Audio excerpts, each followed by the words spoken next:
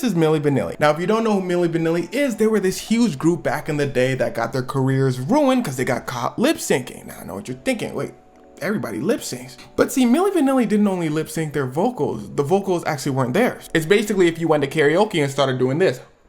Now, the fallout from this was bad.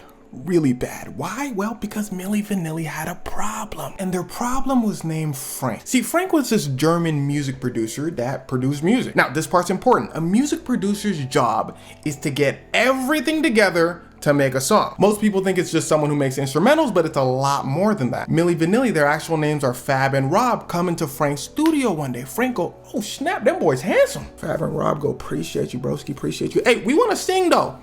Frank says, all right, let me hear some. Fab and Rob go, okay, 1, 2, 3. Frank goes, stop. I have another idea. So he devised a plan. He decided to make Fab and Rob the faces of the music and get actual really good singers in the background. So he gets really good singers in and has them record a whole album. Now, this is all happening in Germany, by the way, that's important. He tells Fab, Rob, and all the singers he gathered, you guys are now Milli Vanilli.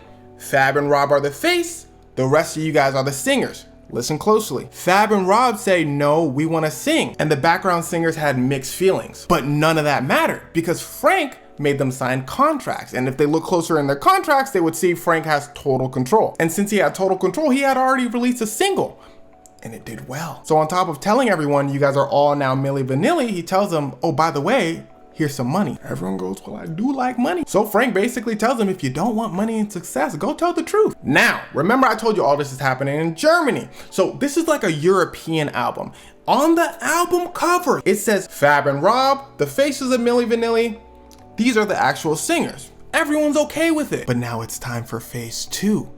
You ain't a bona fide superstar unless you're big in America. But us Americans were a little more strict. So the American version of the album doesn't mention the background singers. And they explode in America. And it's at this point they're a worldwide sensation. But see, one of the background singers gets a copy of the American album. He says, whoa, my name's not on here. And this was the first step in the fall of Milli Vanilli. They were so huge that no one really cared, but now it's in people's heads. Frank quickly gives that background singer $150,000, telling him, you messing up the bag. The background singer goes, God damn, my fault, you got it. The background singer says, hey everybody, I'm just playing, I don't know them. The world said, it's just kind of a rumor, no big deal. Then Milli Vanilli goes on MTV, and then Rob and Fab open their mouths. Now there's something I forgot to tell you. The songs they were singing were in perfect English, no accent. Remember I told you they were German though. So the host of MTV says, yo, Milli Vanilli, y'all hot, tell us something. Milli Vanilli says, thank you, Love America. That's the best German accent you're gonna get. The host said, that don't. Now, before we get into what happens next, it's time for a quick story break. So I feel like finding a good cologne is hard if you're an indecisive person like myself. And that's where our sponsor, Scentbird, comes in. Scentbird is a fragrance subscription company that'll send you fragrances for about $17 a month. And a pretty cool feature is they come with these little description tabs. You can also check it out on the website, and they tell you what's inside the fragrance. And there's a variety of options between men's colognes, women's perfumes, unisex colognes and perfumes. You got the whole lot. They've even got some high-end brands that you can try. That being said, let's see some of the fragrances they sent me. You know, I had to get that Versace. And they come in these cool little lock things that you can open up. And what we got? It smell like money. Just playing. So it's supposed to be like a citrusy, woody, musky smell. That's literally what it says in the description. By the way, that's why I rock with this, because you can see the descriptions of the fragrances, like what you're actually smelling. I got it especially because of the musk, because I know I like musk, I just don't know what it is. And then being mixed together like all this, I smell the musk they're talking about, but not so much the other things, but I rock with this. All right, next we got Better Than Your Ex. Let's see what this one smells like.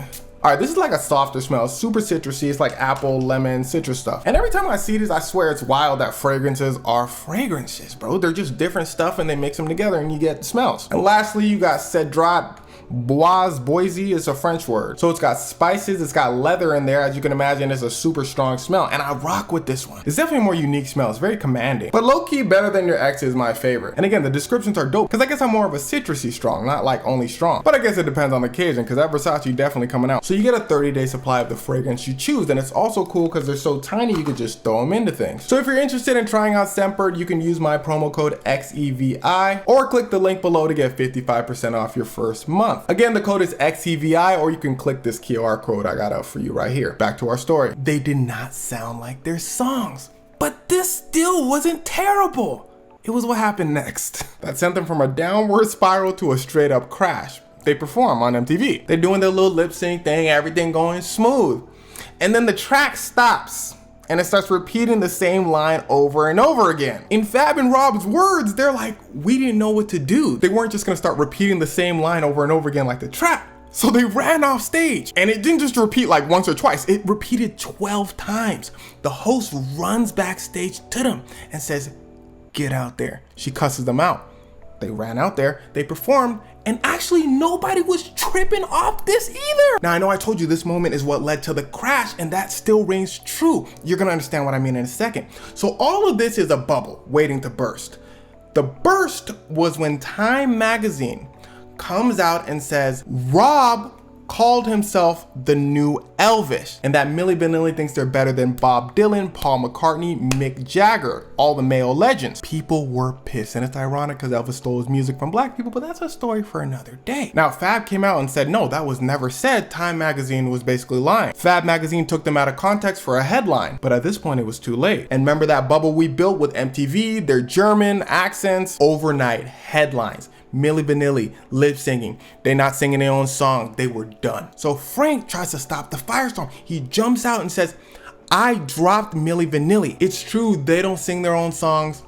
Gone. The Grammy committee immediately calls in and says, we want those Grammys back. I forgot to tell you, they won a Grammy. And at that point, the entire world was against them. So Rob and Fab hold a press conference to return their Grammys. They say basically everything I told you in the beginning of the video. How Frank basically forced them all into it. How he made them sign contracts and all that. They then start singing and rapping, and actually they weren't bad. They were pretty good. I love you. Frank was listening in. He said, hold on, they can sing?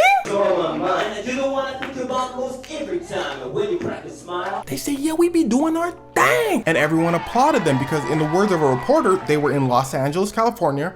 Hundreds of reporters and interviewers staring them in the face while they needed to return their Grammy.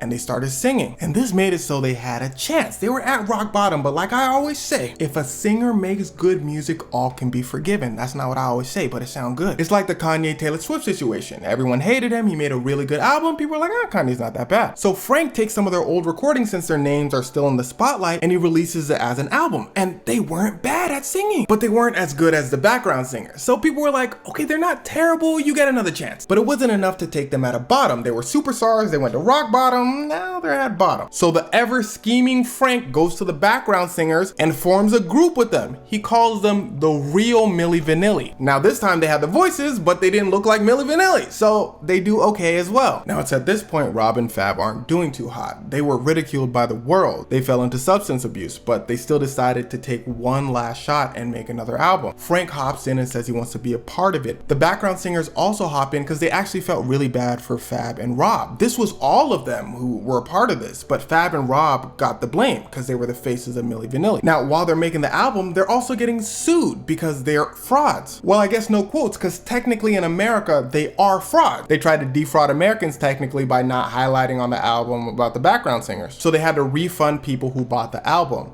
They sold 10 million copies, but it was all good because at this point, they're really banking on their next album to take them out of bottom.